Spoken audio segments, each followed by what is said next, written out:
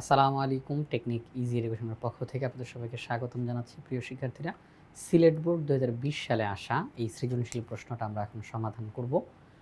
এখানে একটা উদ্দীপক দেওয়া রয়েছে, এই উদ্দীপকের আলোকেই প্রশ্নটার সমাধান করা হবে।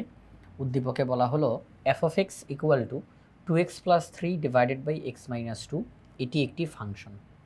এবং এখানে বলা হলো x not equal to 2, x এর মান 2 এর সমান না, অন্য যে কোনো সংখ্যা হতে পারে কিন্তু 2 হবে না। আচ্ছা, তো এটা হচ্ছে উদ্দীপক। ক নাম্বার প্রশ্নে বলা হলো f অফ মাইনাস 2 এর মান কত। একদম সহজ, আমরা x এর জায়গায় মাইনাস 2 বসাবো, যেখানেই x আছে সেখানেই মাইনাস 2 বসাবো, তাহলে রেজাল্ট আমাদের সামনে চলে আসবে। আমরা সমাধানটা করে ফেলি। দেওয়া আছে f of x equal to 2x plus 3 divided by x minus 2। আমাদেরকে f অফ মাইনাস 2 নির্ণয় করতে বলা হলো। x এর জায়গায় মাইনাস 2, x এর জায়গায় মাইনাস 2 বসাই, ক্যালকুলেশন করলে 1/4 আসে। তাহলে f অফ মাইনাস 2 এর রেজাল্ট হচ্ছে 1/4। তাহলে 6 নাম্বার প্রশ্নের এই যে ক আমরা দেখতেছি সিলেট বোর্ড 2020 সালে আসা, ক নাম্বার প্রশ্ন সমাধান করা শেষ। এখন আমরা খ নাম্বার প্রশ্নটা সমাধান করব। খ নাম্বার প্রশ্নে বলল f অফ x এর দ্বারা বর্ণিত ফাংশনটি একক কিনা তা নির্ণয় করো। অর্থাৎ এই যে উদ্দীপকের যেই ফাংশনটা, এটি কি একক ফাংশন কিনা সেটা আমাদেরকে নির্ণয় করতে বলা হয়েছে। প্রিয় শিক্ষার্থীরা, এই যে একক ফাংশন কিনা এটা নির্ণয় করার পদ্ধতিটা কিন্তু খুব সহজ, খুব সহজ। যখনই আমাদেরকে কোনো একটা ফাংশন দিয়ে বলবে এটা একক ফাংশন কিনা নির্ধারণ করো বা নির্ণয় করো, তখন একই সিস্টেমে প্রায় প্রত্যেকবার আমরা অঙ্কটা সমাধান করব। এক এক ফাংশন বললেই আমরা এই সিস্টেমে অঙ্কটা সমাধান করব। সেটা কি আমি একটু বলি, সেটা কি? সেটা হচ্ছে আমরা এই ফাংশনটার জন্য দুইটা ডোমেন নিব, দুইটা ডোমেন নিব অঙ্কের বাইরে থেকে। অঙ্কের বাইরে থেকে দুইটা ডোমেন আনবো, বলবো যে মনে করি এরা দুইজন হচ্ছে এই ফাংশনটার ডোমেন। অঙ্কটার বাইরে থেকে দুইটা চলক নিয়ে এসে বলবো এরা হচ্ছে এই ফাংশনটার ডোমেন, ধরি। এবার আমরা ওই দুইটা ডোমেনকে ফাংশনের মধ্যে বসাবো। ডোমেন কারা? আমরা চলকের যেই মানকে বসাই, চলকের মান যখন আমরা বসাই, চলকের যেই মান বসাই তাকে তো ডোমেন বলা হয়। আর চলকের মান বসানোর ফলে যেই রেজাল্ট আসে তাকে বলা হয় রেঞ্জ। আমরা চলকের যেই মান বসাই তাকে বলা হয় ডোমেন, আর যেই রেজাল্ট বের হয় তাকে বলা হয় রেঞ্জ। তাহলে আমরা যেই দুইটা চলককে অঙ্কের বাইরে থেকে নিয়ে এসে বলছি এটা ডোমেন, আমরা এখন ওই দুইটা চলককে অঙ্কের মধ্যে বসাবো। তো আমরা ওই দুইটাকে অঙ্কের মধ্যে বসানোর ফলে যেই রেজাল্ট হবে তারা যেন পরস্পর সমান হয়। এক পর্যায়ে অঙ্কটা করতে গিয়ে দেখা যাবে আরে এটা কি হইল, দুইটা চলকই সমান। যখন দুইটা চলকই সমান বের হবে তখনই আমরা বলবো এক ফাংশন। এই ফাংশনটি হলো এক ফাংশন। আমি শুধু এটার ধারাবাহিকতাটা বললাম যে আমরা যখন খাতার মধ্যে অঙ্কটা করব এই এক ফাংশন কি এটা নিয়ে তো বিস্তারিত আলোচনা করা হয়েছে আমাদের এই অধ্যায়ের শুরুতে, যে বেসিক আলোচনা, তারপরে অনুশীলনের অঙ্কগুলো করতে গিয়ে তখন তো এটার বিস্তারিত ব্যাখ্যা দেওয়া হয়েছে। এখন যেহেতু আমরা সৃজনশীল প্রশ্নের সমাধান করতেছি, তো এখানে আমাদের একদম ডিটেইলস এত আলোচনা করতেছি না, কারণ আমাদের ধারাবাহিকভাবেই আলোচনা আগে করা হয়েছে। আচ্ছা, তো এখন আমি শুধু ধারাবাহিকতাটা বলতেছি যে এক ফাংশন বের করতে গিয়ে কী করব। আমি দুইটা চলক নিয়ে আসবো অঙ্কের মধ্যে অঙ্কের বাইরে থেকে দুইটা চলক আমি অঙ্কের মধ্যে নিয়ে আসব। তো কথা বলার সুবিধার্থে আমি দুইটা চলককে বললাম, একটা হচ্ছে x1 আরেকটা হচ্ছে x2। এরা হচ্ছে এই ফাংশনটার দুইটা ডোমেনের অন্তর্ভুক্ত এরা। এবার তাহলে এই x1কে ফাংশনে বসাবো, তাহলে কি হবে f অফ x1। এই x2 কি, এই যে x2 তাকে এই ফাংশনে বসাবো, তাহলে কি হবে f অফ x2। তারা সমান হবে। অঙ্ক করতে থাকবো, এক পর্যায়ে রেজাল্ট বের হবে x1 আর x2 তারা ভিন্ন কেউ না, তারা দুজনই একই, তারা উভয়ে একই। এটা বের হবে অঙ্কের মধ্যে। যখন আমরা দেখব যে অঙ্কের মধ্যে বের হয়ে গেছে যে এই দুইটা ডোমেন আসলে একই, তাদের মধ্যে কোনো ভিন্নতা নাই, তখন আমি বলবো এই ফাংশনটা এক ফাংশন। ওকে, তাহলে চলুন আমরা এখন অঙ্কটা করে ফেলি। এই যে আমরা তাহলে এখানে বললাম যে f অফ এক্স ফাংশনটি এক হবে যদি ও কেবল যদি অর্থাৎ আমি শর্ত দিচ্ছি এবং শর্তটা খুব জোরালোভাবে দিচ্ছি, যে এই ফাংশনটি এক এক হবে যদি ও কেবল যদি এরা দুইজন, এই যে x1 আর x2, এরা যদি এই ফাংশনটার ডোমেনের অন্তর্ভুক্ত হয়, এরা যদি এই যে belongs to x1 x2 belongs to dom f, মানে এই ফাংশনটির ডোমেনের অন্তর্ভুক্ত যদি এই দুইটা চলক হয়, এবং সেই ক্ষেত্রে x1কে যখন আমি এই ফাংশনে বসাবো f of x1, x2কে যখন এই ফাংশনে বসাবো f of x2, তারা যদি সমান হয়, এক পর্যায়ে দেখা যাবে এই দুইটা ডোমেন তারা দুইজন পরস্পর সমান। যদি এই ঘটনাগুলো ঘটে তাহলেই কেবলমাত্র এই ফাংশনটা এক এক ফাংশন হবে। অর্থাৎ অঙ্কের শুরুতেই আমরা শর্তটা লিখলাম যে এই ফাংশনটা এক এক ফাংশন হবে যদি এবং কেবল যদি ওই দুইটা ডোমেন এই ফাংশনটার ডোমেনের অন্তর্ভুক্ত হয়, ওই দুইটা ডোমেনকে এই ফাংশনে বসানোর ফলে তারা যদি পরস্পর সমান হয়, এবং এক পর্যায়ে যদি দেখা যায় ডোমেন দুইটা ভিন্ন কেউ না, তারা পরস্পর সমান, যদি এই ঘটনাগুলো ঘটে তাহলেই ওই ফাংশনটা এক এক ফাংশন হবে। তাহলে চলো আমরা ধারাবাহিকভাবে অঙ্কটা করে ফেলি। আমরা ধরলাম যে x1 আর x2 হচ্ছে এই ফাংশনটার ডোমেন, তাহলে সেই ক্ষেত্রে ধরি f of x1 equal to f of x2, তারা পরস্পর সমান। f of x1 এবং f of x2 পরস্পর সমান। আচ্ছা, f of x1 মানে কি? আমাদের প্রশ্নে উদ্দীপকে f of x বলতে কি দেওয়া ছিল? 2x plus 3x minus 2, 2x plus 3 divided by x minus 2, এটা দেওয়া ছিল উদ্দীপকের মধ্যে ফাংশনটা। তো আমরা এখন f of x1 বের করব, অর্থাৎ x এর জায়গায় x1। তাহলে x এর জায়গায় যখন x1 বসাবো তাহলে x1 তাহলে 2x1 plus 3 divided by x1 minus 2। f of x2 মানে কি? x2 সব জায়গাতে x2 বসাবো। এবার আমরা আর গুণন করতে পারি, প্রিয় শিক্ষার্থীরা, আর গুণন করতে পারি, আর গুণন। তাহলে 2x1 প্লাস 3 তার সাথে x2 মাইনাস 2 গুণ হবে। এখানে আমরা একটা লাইন যদি একটু বাড়াই লিখি তাহলে কিন্তু সুবিধা হয়, তাহলে কিন্তু বুঝতে সুবিধা হয়। হ্যাঁ, একটা যদি আমরা একটা লাইন বাড়াই লিখি, এই যে একটা লাইনটা একটু বাড়াই দেখাই, আমরা এখানে লিখে ফেলবো যে এই যে ওখানে না লাইনটা এখানে বাড়াবো, পরের লাইনে গিয়ে এখানে এই পাশে লিখি, তাহলে এদিকে জায়গা আছে অনেকখানি। 2x1 প্লাস 3 তার সাথে আমরা গুণ করব x2 মাইনাস 2, আর এই পাশে 2x2 প্লাস 3 তার সাথে গুণ করব x1 মাইনাস 2। আচ্ছা, এই হচ্ছে বিষয়। আমরা আর গুণন করতেছি। আমরা কি করতেছি? আমরা আর গুণন করতেছি। হ্যাঁ, আমরা আর গুণন করতেছি।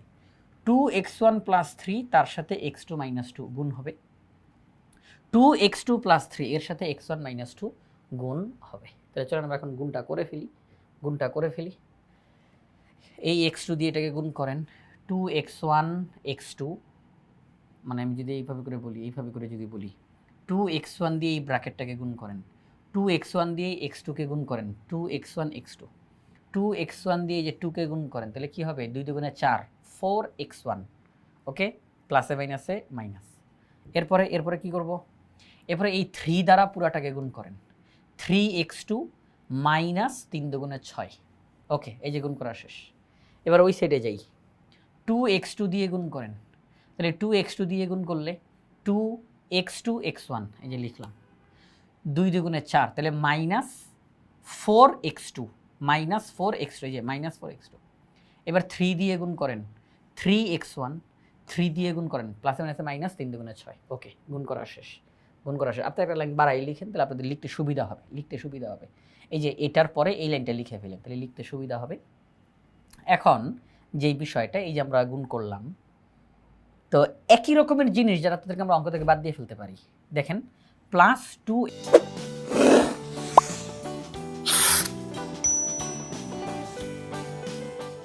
x1 x2 plus 2 x1 x2 দুই দিক থেকেই বাদ দেওয়া যায়।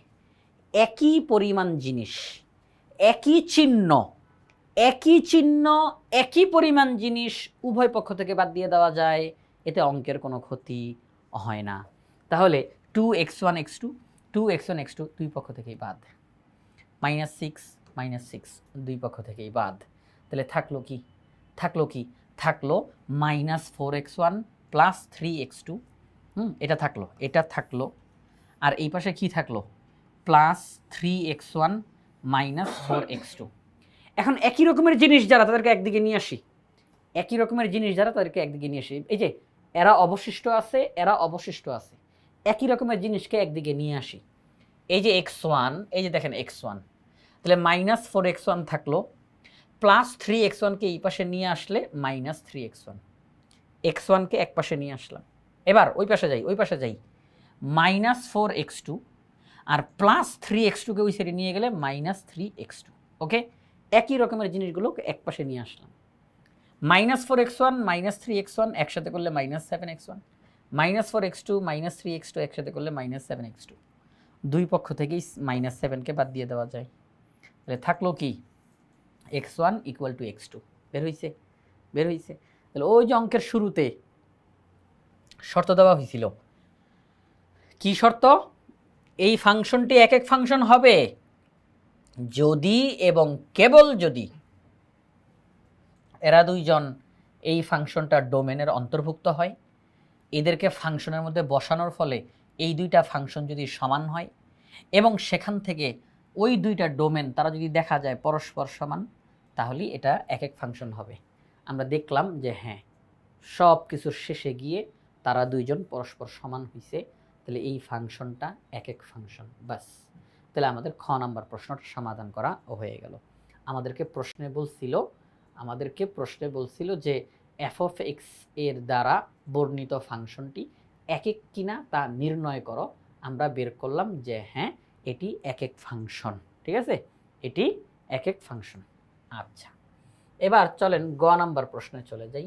গ নাম্বার প্রশ্নে আমাদেরকে বলা হয়েছে f ইনভার্স x, এই যে f⁻⁻1, প্রিয় শিক্ষার্থীরা এই যে এখানে মাইনাস চিহ্ন, f⁻⁻1 ইন্টু x, অর্থাৎ f inverse x = 3x, f inverse x = 3x, x এর সম্ভাব্য মান নির্ণয় করো।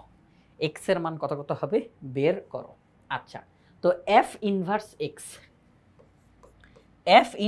x বলতে মূলত f(x) এর বিপরীত ফাংশনের কথা বোঝানো হয়েছে। এখানে উদ্দীপকে f(x) দেওয়া, আমরা এখন বের করব f ইনভার্স x, অর্থাৎ এই ফাংশনটার বিপরীত ফাংশন বের করব। প্রিয় শিক্ষার্থীরা, বিপরীত ফাংশন বের করার সিস্টেমটা কি, ধারাবাহিকতাটা কি? আমরা বিপরীত ফাংশন বের করার জন্য যেই কাজটা করব সেটা হচ্ছে এখানে যা দেওয়া আছে আমরা জাস্ট সামনে একটা y বসাবো, সমান চিহ্ন দিব, ধরি, এই যে দেখেন ধরি y = f(x) = 2x + 3 / x - 2। এই যে আমরা y লিখলাম, এই y এর সাথে এখন সবার সম্পর্ক তৈরি করব। y এর সাথে f(x) এর সম্পর্ক তৈরি করব, y এর সাথে 2x + 3 / x - 2 এর সম্পর্ক তৈরি করব। y এর সাথে f(x) এর সম্পর্ক তৈরি করতে গিয়ে x কে একা রাখবো, y এর সাথে 2x + 3 / x - 2 এর সম্পর্ক তৈরি করতে গিয়ে x কে একা রাখবো। অর্থাৎ y এর সাথে উভয়ের সম্পর্ক তৈরি করব এবং x কে একা রাখবো। y এর সাথে এটার সম্পর্ক তৈরি করতে গিয়েও x কে একা রাখবো, y এর সাথে এটার সম্পর্ক তৈরি করতে গিয়েও x কে একা রাখবো। এক পর্যায়ে আমাদের সামনে f ইনভার্স x এর রেজাল্ট বের হয়ে যাবে। তো আমরা এই সিস্টেমে বিপরীত ফাংশনটা বের করে ফেলবো, f ইনভার্স x আমরা নির্ণয় করে ফেলবো। তাহলে চলেন যেই কথা সেই কাজ, আমরা এখন অঙ্কটার সমাধানটা করে ফেলি। এই যে আমরা কি করলাম, মনে করি y = f(x) = 2x + 3 / x - 2। এখন y এর সাথে f(x) এর সম্পর্ক যখন আমরা তৈরি করতে গেলাম, y = f(x), এই f যখন এই সাইডে আসলো, আমার উদ্দেশ্য কি x কে একা রাখা, তাহলে এই f যখন এই সাইডে আসলো, f ইনভার্স y হয়ে গেল, হ্যাঁ, একদিকের f যখন এই সাইডে আসে তখন f ইনভার্স হয়ে যায়। কিভাবে করে হয় সেটা আমরা স্টুডেন্টদেরকে বোঝানোর জন্য এইভাবে করে বলি যে y = f(x). আচ্ছা, এই f এখানে গুণ, এই সাইডে আসলে হবে ভাগ, y ভাগ f, এই সাইডে x। আচ্ছা, ভাগটা যখন উল্টায় গুণ হয় তখন এই fটা উল্টায় যাবে 1/f। তাহলে 1/fটা তখন আমরা লিখতে পারি যে f⁻⁻1। তাহলে এটাকে তো আমরা একটু সাজায় লিখতে পারি f ইনভার্স y = x। সহজ কথা, ডাইরেক্ট এই এফটা এই সাইডে এসে ইনভার্স হয়ে গেছে, বিপরীত হয়ে গেছে। তাহলে আমরা দেখলাম x equal to f inverse y. প্রিয় শিক্ষার্থীরা মনে রাখবো আমরা, হ্যাঁ মনে রাখবো বলতে মুখস্থ রাখতে হবে না, এটা মাথায় রাখবো, কিছুক্ষণ পরে গিয়ে কাজে লাগবে। আমাদের টার্গেট কি? আমাদের টার্গেট কিন্তু উদ্দীপকে দেওয়া আছে এফ অফ এক্স, আর আমি বের করব এফ ইনভার্স এক্স। এটা কিন্তু আমার টার্গেট, আচ্ছা। তো ওয়াই এর সাথে এটা সম্পর্ক করলাম, x equal to f inverse y বের হয়েছে, ওকে। এবার ওয়াই এর সাথে এটার সম্পর্ক তৈরি করব, y equal to 2x + 3 divided by x - 2। তাহলে এখন দেখেন নর্মালভাবে অঙ্কটা করি, ওয়াই এর নিচে মনে মনে 1 আছে, আমরা আর গুণন করতে পারি। তাহলে ওয়াই দিয়ে যদি এটাকে গুণ করি তাহলে xy - 2y, 1 দিয়ে যদি এটাকে গুণ করি কোনো পরিবর্তন নাই, আচ্ছা। এবার এই 2x কে এই পাশে আনবো, কেন? কারণ x গুলোকে এক পাশে নিয়ে এসে কমন করব, তখন x একা হয়ে যাবে। x গুলোকে এক পাশে নিয়ে এসে কমন নিব, x একা হয়ে যাবে, কারণ আমার উদ্দেশ্য x কে একা রাখা। তাহলে xy, এই 2xটা এই সাইডে এসে -2x, -2 এটা ওই সাইডে পাঠিয়ে দিলাম। এবার এখান থেকে x কমন নিতে পারি, তাহলে y - 2 থাকে। এবার দেখেন এই যে x এখানে গুণ, y - 2 কে যদি ওই সাইডে পাঠিয়ে দিই তাহলে ভাগ, হ্যাঁ y - 2 এখানে গুণ, ওই সাইডে গেলে ভাগ। x কি একা হইছে? হ্যাঁ x একা হইছে। x যখন একা হইল, ওই যে আপনাদেরকে মনে রাখতে বলছিলাম, এই যে দেখেন কি পেয়েছিলাম আমরা, x equal to f inverse y, এই যে inverse x equal to f inverse y. তার মানে x এর পরিবর্তে এটা লেখা যায়, আচ্ছা। তাহলে আমরা x এর পরিবর্তে এফ ইনভার্স ওয়াই লিখব, x এর পরিবর্তে এফ ইনভার্স ওয়াই লিখলাম, 2y + 3 ডিভাইডেড বাই y - 2। আচ্ছা, এখানে আমরা কি পেলাম? এফ ইনভার্স ওয়াই পেলাম, কিন্তু আমার উদ্দেশ্য কি এফ ইনভার্স ওয়াই বের করা? আমার উদ্দেশ্য এফ ইনভার্স এক্স বের করা। তাহলে এফ ইনভার্স এক্স যে আমার বের করার নিয়ত, তার মানে ওয়াই এর জায়গাতে এক্স বসাইতে হবে। এফ ইনভার্স ওয়াই বের হয়ে গেছে, কিন্তু আমার উদ্দেশ্য এফ ইনভার্স এক্স বের করা, তার মানে ওয়াই এর জায়গাতে এক্স বসাইতে হবে। তাহলে ওয়াই এর জায়গাতে এক্স বসাবো, তাহলে f inverse x equal to, এটা আসছে আমাদের result, f inverse x equal to 2x + 3 divided by x - 2। F inverse x equal to 2x + 3 divided by x - 2। ঠিক আছে, বিপরীত ফাংশনের রেজাল্ট বের হইছে। আমাদের প্রশ্নে এবার আমরা সবাই একটু চলে যাই। প্রশ্নে বলা ছিল f inverse x equal to 3x, f inverse x equal to 3x, আর অঙ্কের সমাধান করতে গিয়ে আমরা পেয়েছি f inverse x equal to 2x + 3 divided by x - 2। তাহলে এটাও এফ ইনভার্স এক্স এর মান, আবার প্রশ্নেও বলা আছে এফ ইনভার্স এক্স এর মান, তাহলে আমরা সমান চিহ্ন দিতে পারি ব্যালেন্স করার জন্য। এইটাও এফ ইনভার্স এক্স এর মান, এটা এফ ইনভার্স এক্স এর মান, আবার প্রশ্নেও বলা আছে এফ ইনভার্স এক্স এর মান, তো আমরা মাঝখানে সমান চিহ্ন দিয়ে দিলে তো ব্যালেন্স হয়ে যায়। ওকে, তাহলে আমরা এখন সেই কাজটাই করব। তাহলে আমরা এখানে লিখলাম যে শর্ত মতে F inverse x equal to 3x, f inverse x মানেই তো এটা, তাহলে আমরা তাকে লিখলাম ইকুয়াল টু 3x। এবার আমরা আর গুণন করতে পারি, প্রিয় শিক্ষার্থীরা কি করতে পারি? আমরা আর গুণন করতে পারি, বাস আর গুণনটা করে দেই। এবার সবাইকে একপাশে নিয়ে যাই, এক পাশ 0, সবাইকে একপাশে নিয়ে যাই, আর এক পাশ 0। 2x + 3 কে যখন আপনি ওই পাশে নিয়ে যাবেন, এই পাশটা ফাঁকা না, তাহলে ফাঁকা মানে 0, সবাই ওই সাইডে চলে গেল। আমরা দেখলাম 3x² - 8x - 3 = 0 হয়।